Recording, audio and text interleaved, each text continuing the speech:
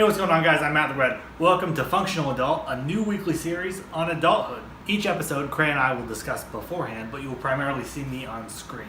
If you enjoy our advice on adulting, make sure to subscribe on YouTube to be notified when a new video comes each week. All right, let's jump into this week's episode. Who are you? Who are you? This is one of the most frustrating and basic questions haunting humans.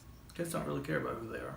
But this is where we have to start. There's no simple answer, and is a question that we're going to have to revisit as we progress through this series on adulthood. But why exactly is it so difficult to find yourself, to determine who you are? Often this is a phrase used by adults before children transition into adulthood through either college or joining the workforce or, I guess, other ways.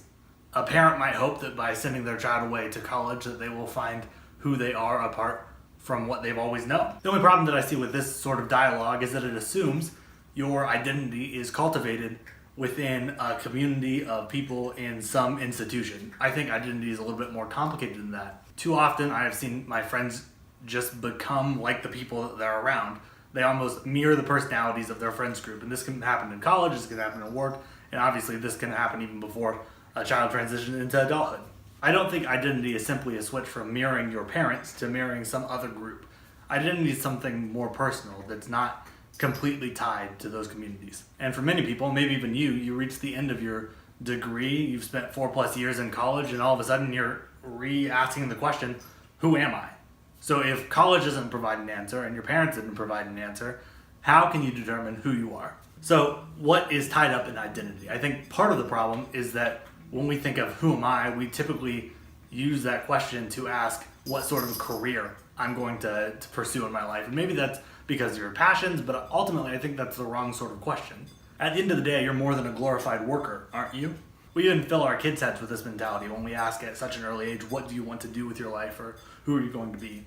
Which is really astonishing because most adults don't know who they want to be. How would a child know what they want to be? Obviously, I understand that the parents are just trying to grasp what their child is interested in, but maybe we should use different terminology. But I think we're more than the people that we associate with or the things that we do. We'll talk about more of this sort of things in future episodes. For now, I want to leave you with this.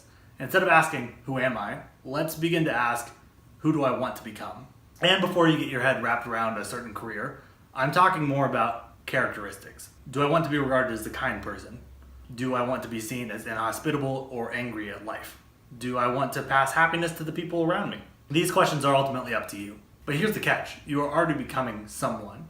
And some of the characteristics that you now harbor are more negative than you like. But the only way to change that is to become something else. Someone else. So again, who are you becoming? That's enough advice for this week. Be sure to let us know in the comments who you would like to become or who you are currently becoming. I've been MattTheRed. See you next week.